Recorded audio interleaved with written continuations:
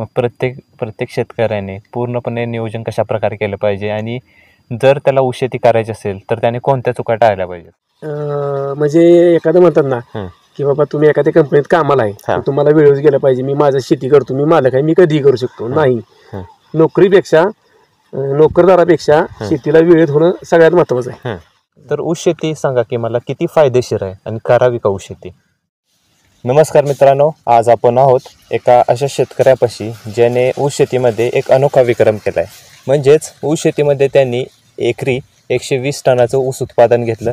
ते त्यांनी कसं घेतलं, मेहनत काय केली, त्यांनी अनुभव काय त्यांचा, पूर्ण प्रवास आपण या व्हिडिओमध्ये जाणून घेणार आहोत. तर चला आजच्या व्हिडिओला आपण सुरुवात करूया. दादा नमस्कार. नमस्कार. मला पहिल्यांदा तुमचा परिचय द्या. माझं गाव साप, प्रवीण शशिकांत कदम, तालुका कोरेगाव, जिल्हा सातारा. तर मला सांगा की तुम्ही ऊस शेती किती वर्षापासून करत आहात?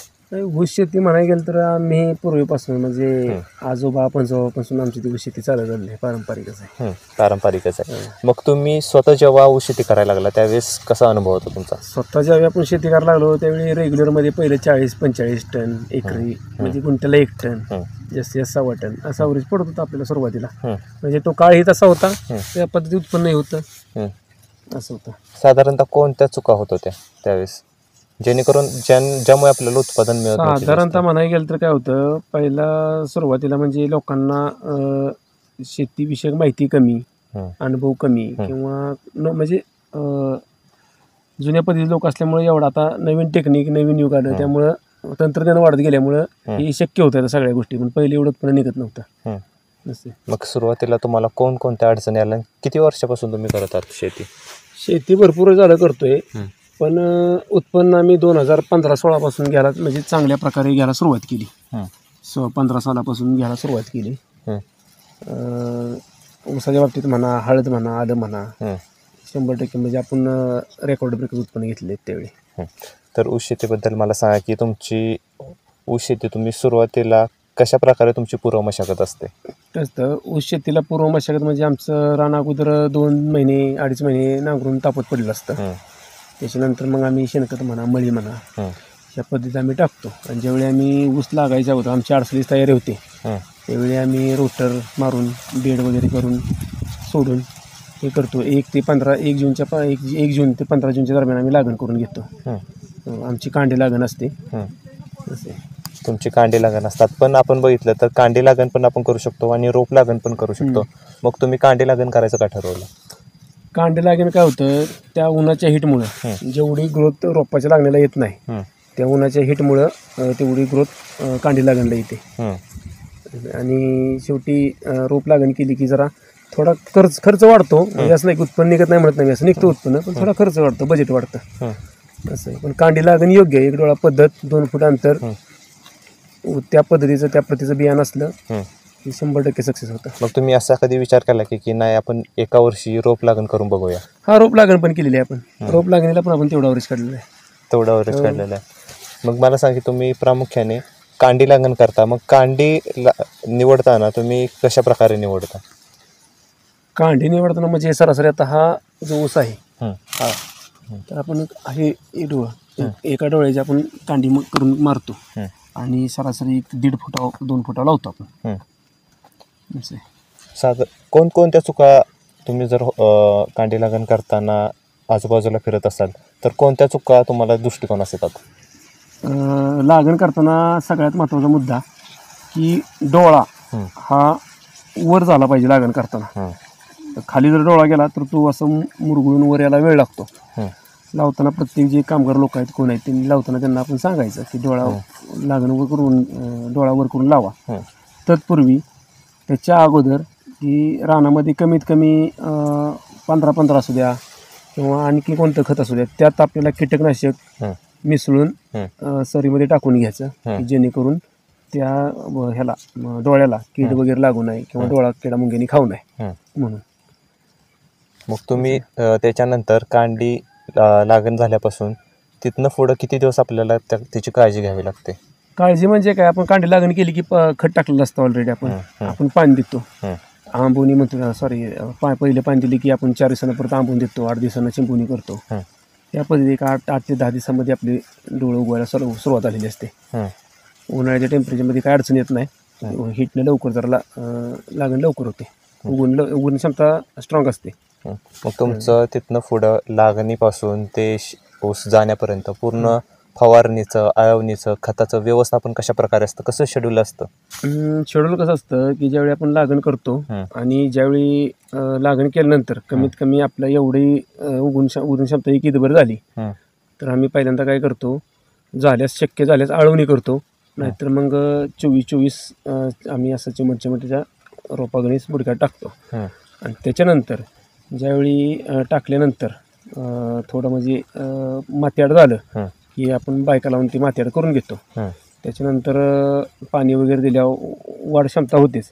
ज्यावेळी आपला वाढ क्षमता म्हणजे कमीत कमी एवढा ऊस झाला असा की 1.5 फूट ऊस, 1.5-2 फूट उंच झाला की मग आम्ही बेसळ डोस आणतो. बेसळ डोस मिक्स करून त्याच्या बुडक्यात टाकतो आणि जी डिंब्या माती असते ती आम्ही दाताड्यानं ओढून बाळभर करून घेतो. असे आम्ही महिन्याच्या गॅपनं, 2-2.5 महिन्याच्या गॅपनं अशी 2 भरी करतो, दाताड्यानं ओढतो. आणि परत त्याच्यानंतर एकदा ज्यावेळी ऊस छाती एवढा, डोक्या एवढा असा ऊस होतो त्यावेळी आपण बेसळ डोस टाकून परत एकदा म्हणजे ट्रॅक्टरनी भर घालतो. बाळभर म्हणजे म्हणते ना थोडक्यात ती अशी प्लेन रन करतो. आणि मग परत ज्यावेळी ऊस ग्रोथ घ्यायला लागेल की आपल्याला आता शेवट कळतंच की बाबा आता आपल्याला भर करून घेतली पाहिजे, नंतर आपला पाऊस लागला काय लागला की आपल्या ट्रॅक्टर आता बसणार नाही, त्यावेळी आपण डोस टाकून परत एकदा भर करून घेतो. तर मला हे सांगा की आपलं सरीतील अंतर किती असतं आणि प्रत्येक रोपातील अंतर किती ठेवण्यात येतं? सरीतील अंतर असतं आपलं 4.5 फूट आणि प्रत्येक कांडीचं अंतर असतं आपलं 1.5 फूट. ते तुम्ही कशा प्रकारे नियोजन केलेलं आहे तेवढ्या अंतराचं?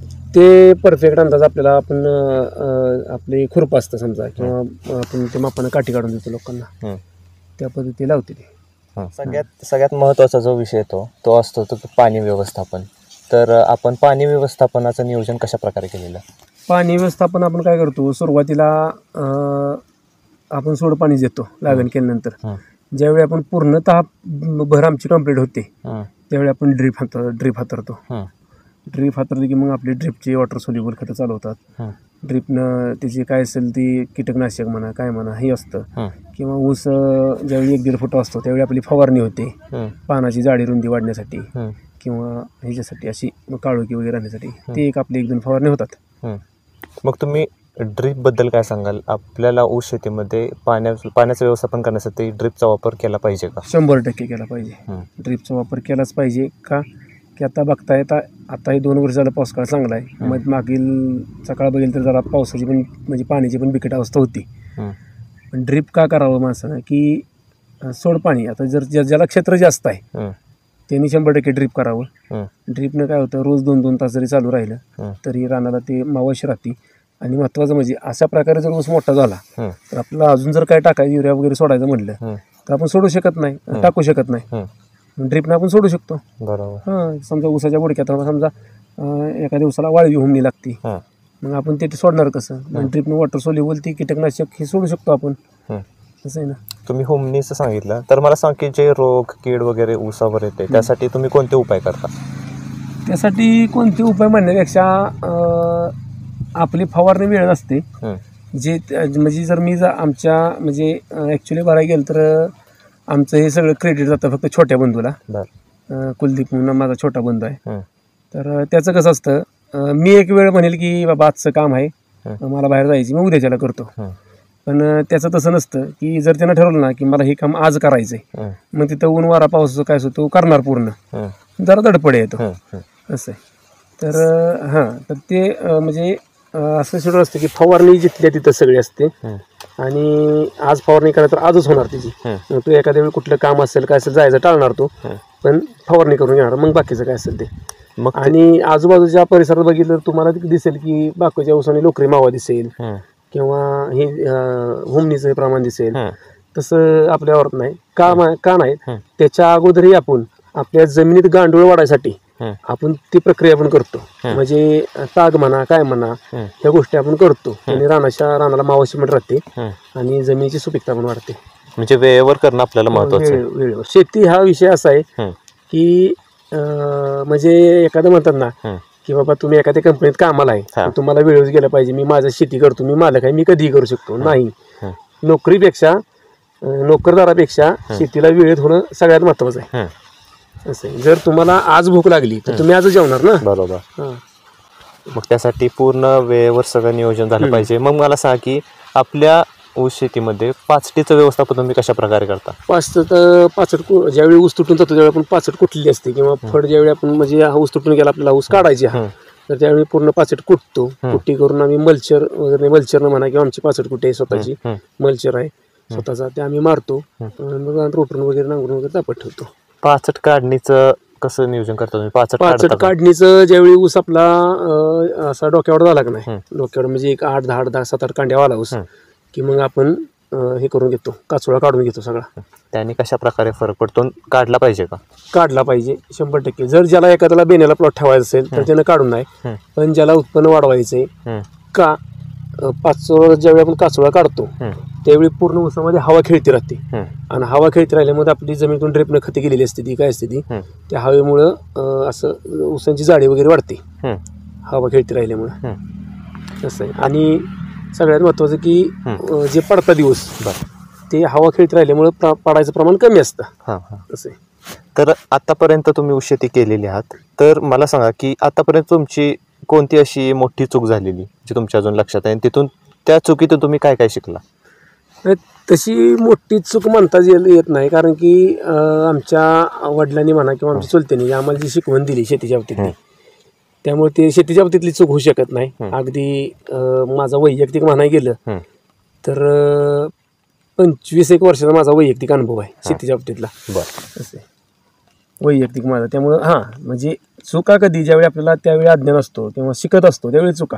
पण ज्यावेळी आपण वैयक्तिक शेती करायला चालू केली 25-30 वर्षापूर्वी किंवा 15 सालापासून तर वैयक्तिकच केली पण त्याच्या अगोदर मी केली चालू तेव्हा थोड्याफार इकडे तिकडे चुका होत होत्या. म्हणजे त्यावेळी कसं वडिलांच्या सांगण्यानं ह्याच्या सांगण्यानं आपण करत होतो. पण ज्यावेळी 15 सालापासून वैयक्तिक करायला गेलो पण त्यावेळी पूर्णपणे आपल्याला अनुभव आला नसतो. असं आहे. मग मला सांगा की ऊस शेतीमध्ये सगळ्यात महत्त्वाचं काय आहे? ऊस शेतीमध्ये सगळ्यात महत्त्वाचं ऊस बियाणं निवडणं, खतांचं योग्य मार्गदर्शन आणि खतांचं योग्य नियोजन फवारणी म्हणा काय असा हे जिथल्या तिथं सगळं व्यवस्थापन झालं पाहिजे. हे जिथल्या तिथं व्यवस्थित झालं पाहिजे. मग तुमचा मला सांगा की आतापर्यंतचा ऊस शेतीमधला अनुभव सांगा आणि तुम्ही किती उत्पादन घेतलं आतापर्यंत? बघा म्हणाय गेलं तर मी 2016-17 साली 36 गुंठ्यामध्ये 92 टन उत्पन्न काढलं होतं. बरं. ऊसाच्या बाबतीतलं. त्याच वर्षी मी 17-18 साली ज्यावेळी आलं केलं होतं आल्याला माझे 2017-18 साली 2 गाड्या लागत होती त्यावेळी माझ्या 66 गाड्या मला त्यावेळी मी उत्पन्न काढलं होतं. आणि हळद पण असते माझी.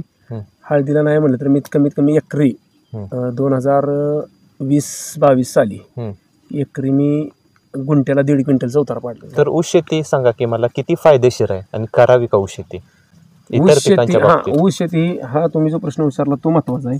ऊस शेती जो करतोय त्यांनी कमीत कमी 80 टनाच्या तर आलं नाही पाहिजे एकरी. कारण तो खर्च त्याचा निघत नाही परवडतच नाही ना त्याला. बरोबर ना. पहिलं 40-45 टन मी तुम्हाला मागाशी सांगितल्याप्रमाणे 40-35-40 टन निघायचा त्यावेळी दर पण माफक सगळं माफक असं आहे. त्यामुळं आता जर तुम्ही एकरी 20 टन काढलं तर तुमचा तो खर्च म्हणजे समजा एक उदाहरण धरून चाला 3,000 रुपये टन दर भेटला तुम्हाला तर किती पैसे होतील तुमची 120 टनाची? साधा हिशेब आहे. त्यातला तुमचा मायनस करा झालेला खर्च तेवढं तुम्ही प्रॉफिटमध्ये असा विषय नाही. पण तुम्हाला ते ॲव्हरेज पडलं तर बरोबर लक्षात आलं का? तुम्हाला ॲव्हरेज पडलं तर नाही तर तुम्ही खर्च केला 2 लाख रुपये आणि तुम्हाला ॲव्हरेज पडले 50 टन तुम्ही म्हणजे लॉसमध्येच आहे ना मग. बरोबर. असं आहे. तर एक महत्त्वाचा प्रश्न जमीन कशा प्रकारची हवी आपल्याला ऊस शेती करायची असल्यास आणि आपली कसली? जमीन कसली असू द्या मुरमाड असू द्या वाळूसर असू द्या किंवा पांढरी माती असू द्या काळवड असू द्या तुम्ही त्या पद्धतीने त्याला ताकद लावली त्या पद्धतीने तुमचं ते उत्पन्न येणार. आपली जमीन आता हे बघायला गेलं तर आपली थोडं तोंडाला काळवट आहे मधला पट्टा सगळ्यात पांढरट आहे पांढरा नाही खाली सगळं असं आहे. कशामुळे जर बघायला गेलं तर कशामुळे उत्पादन जास्त मिळत नाही हे तुम्हाला दिसून येतं आतापर्यंत? काय असतं म्हणजे इतरांना तुम्ही जमिनीची मातीचं परीक्षण केलं पाहिजे. त्या जमिनीला कोणते घटक कमी येते ते बघितलं पाहिजे त्यानुसारच तुम्ही ट्रीटमेंट करून प्रयोग केला पाहिजे. आतापर्यंत गेल्या वर्षी तुमचं सांगा की मला तुम्ही 120 टन गेलेला ऊस तर ॲव्हरेज गेलेला, तर मला सांगा की त्या वर्षी किती कांड्या ऊस होता? त्या वर्षी माझा 58 कांडी ऊस होता. 58 कांडी ऊस. काय इतरांचे अनुभव तुम्हाला बघायला मिळाले? इतर ज्यावेळेस शेतकरी आपल्या शेतावरती येतात त्यावेळेस त्यांचा काय अनुभव आला तुम्हाला? अनुभव म्हणजे काय झालं, मागच्या 1-1.5 महिन्यापूर्वी राहुरी कृषी विद्यापीठाची लोक माझ्याकडे आली. आपले वाईचे एक आहेत गाववालेच किंवा बाकीचे त्या भागाचे आहेत. अक्षी ते सुद्धा अचंबित झाले की एवढं उत्पन्न हळदीचं किंवा ऊसाचं तुम्ही कसं काय घेता. म्हणजे ते सुद्धा आम्हाला त्यावेळी बोलले की आम्हाला थोडं तुम्ही मार्गदर्शन करा. टार्गेट किती निघू शकतं? काय टार्गेट? माझं टार्गेट असतं, म्हणजे माझं किंवा आमच्या बंधूचं टार्गेट असतं की कमीत कमी 3 टन गुंठ्याला, त्याच्या आत नाहीच. मग 3.5-4 टन सुद्धा आम्ही काढू शकतो किंवा निघू शकतं असं. मग तुम्ही आता ऊसाची जाडी रुंदी तर बघू शकता. तिकडे ऊस आहेत बघा जाडीची. आता कडेची सरी असल्यामुळे जरा बारीक पातळ राहते, पण बघू शकता तुम्ही सगळा ऊस फिरून, काय प्रॉब्लेम नाही. चालेल. अतिशय 60-62-65 कांडे आपल्याला ॲव्हरेज, म्हणजे ज्यावेळी जर तुम्हाला 3 टन ॲव्हरेज काढायचे तर तुमचा सरासरी ऊस 50-55 कांडीच्या आसपास पाहिजेच. मग ज्यावेळेस ऊसतोडी कामगार येतात ऊस तोडणीसाठी त्यावेळेस त्यांचा काय अनुभव आहे? ऊस तोडीचा आता गेल्या वर्षीचा अनुभव सांगतो. माझं 17 गुंठ रान होतं खाली. 17 गुंठ्यात मी 58 टन उत्पन्न काढलं होतं. 17 गुंठ्यात की त्या 17 गुंठ्याला टोळी जर 4-6 आठवडा जर लावत असेल, शेवटी घायला आली टोळी तोडून म्हणले आपण संपतोय का नाही. मी म्हटलं 17 गुंठ्याला नाही मोपा तुम्ही. ती म्हणले नाही, रान जास्त असेल, टेप टाका मोपा. कळलं का? अगदी कारखान्याची माणसं पण आली, मोपली त्यांनी. रान तेवढंच भरलं, 17 पॉईंटवर काहीतरी भरलं थोडं असं. मग प्रत्येक शेतकऱ्याने पूर्णपणे नियोजन कशा प्रकारे केलं पाहिजे, आणि जर त्याला ऊस शेती करायची असेल तर त्याने कोणत्या चुका टाळल्या पाहिजेत? प्रत्येकाला क्षेत्र जास्त असतं असंच नाही. बरोबर. कोणाला 1 एकर असतं, 1.5 एकर असतं, 2 एकर असतं, 5 एकर असतं. तर ज्याला कमी क्षेत्र आहे ना, तर त्यांनी 100% बाकीचं काही इकडे तिकडे न करता की ऊसावर जर त्यांनी जोर दिला तर त्याचं ते म्हणजे 2-2.5 एकरामध्ये त्यानं चांगलं उत्पन्न घेतलं. बाबा 2.5 एकर नाही, अर्धा एकर त्यानं वैयक्तिक कारणासाठी ठेवलं, बाकी 2 एकर ऊस केला तर त्याचं कुटुंब चांगलं सुखी राहू शकतं. म्हणजे पैसे पाणी ठेवून राहू शकतं ऊसाच्या बाबतीत म्हटलं तर. तेवढं उत्पन्न काढलं तर त्यांनी म्हणजे कमीत कमी मी सांगितल्याप्रमाणे 80 ते 90 टन शेवट, त्याच्या आत नाही. बरोबर. आणि 100-120 टन काढलं तर तो पूर्ण प्रॉफिटमध्येच आहे असं आहे. पण ऊस म्हणजे हुकमी पीक, तसं बाकीच्या पिकात नाही ना. आपण आलं घेतलं, आल्यात कसं आहे, एक सट्टा लागले गत आहे. तुम्ही जर 2 लाख घातले तर तुम्हाला 4 लाख मिळतील किंवा 10 लाख मिळतील सांगू शकत नाही. मिळेल तर तुम्हाला 50 लाख पण मिळतील, नाही मिळेल तर तुम्हाला 5,000 रुपये मिळत नाहीत. केलं तर पूर्ण लक्ष देऊन केलं पाहिजे. आणि योग्य जातीची तुमची जात कोणती आहे म्हणला? आपली 86-032. 86-032. 86-032 पहिल्यापासून आहे. ते 86-032 निवडण्यामागचं कारण काय? 86-032 निवडण्यामागचं कारण काय माहिती आहे का? 86-032ला जरी लेट तोड झाली किंवा काय झाली, जरी पडला ऊस तरी तो वाढतच राहतो. तसं बाकीच्या ऊसांचं नाही. आणि महत्त्वाचं म्हणजे ॲव्हरेज चांगलं पडतं 86-032ला बाकीच्या ऊसांपेक्षा. तर दादा मला सांगा की आपलं टोटल क्षेत्र किती आहे? ऊस क्षेत्र टोटल आता आपलं ऊस क्षेत्र आहे 5-5.5 एकर आहे.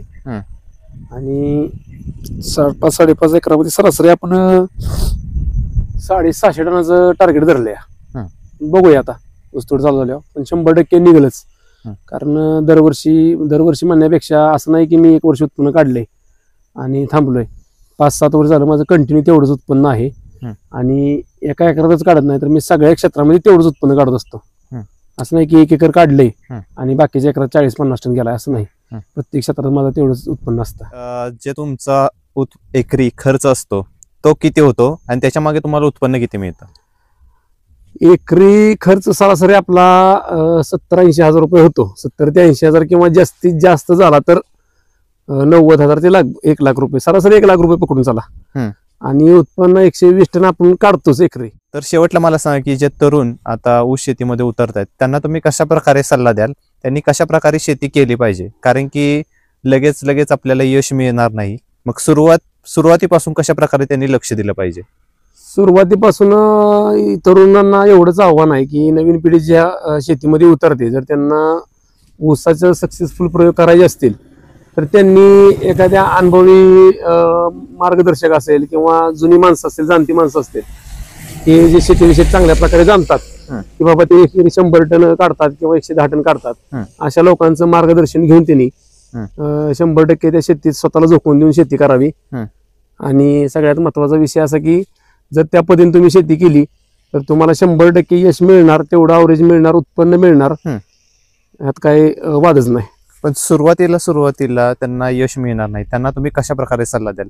जर सुरुवातीला त्यांचं कमी ॲव्हरेज निघालं तर त्यांना तुम्ही कशा प्रकारे सल्ला द्याल? तर त्यांनी पुढच्या वेळेस कोणती सुधारणा केली पाहिजे, कसं त्यामध्ये उतरलं पाहिजे? सुरुवातीला काय, कोणताही शेतकरी जर नवीन आला तर असं त्याला एकदम 100 आणि 150 125 टन मिळू शकत नाही ॲव्हरेज.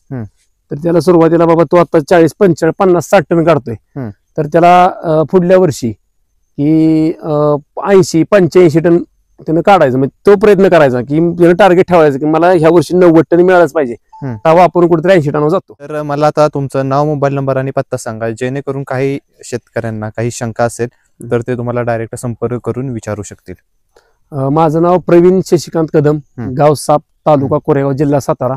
माझा मोबाईल नंबर 70 58 91 24 10. खरंच मित्रांनो, ऊस शेतीत मेहनत आणि योग्य नियोजन केलं तर मोठं यश मिळू शकतं. याचं उत्तम उदाहरण आपल्या समोर आज आहे. मला आशा आहे की तुम्हाला हा व्हिडिओ नक्की आवडला असेल. व्हिडिओ जर आवडला असेल तर व्हिडिओला लाईक करा, मित्रांसोबत शेअर करा आणि चॅनेलवर जर नवीन असाल तर चॅनेलला पहिलं सबस्क्राईब करायला अजिबात विसरू नका. चला आपण आता भेटूया पुढच्या व्हिडिओमध्ये. दादा खूप खूप धन्यवाद. तुम्ही तुमचा मोलाचा वेळ काढून एवढी सगळी माहिती दिल्याबद्दल खूप खूप धन्यवाद. नमस्कार.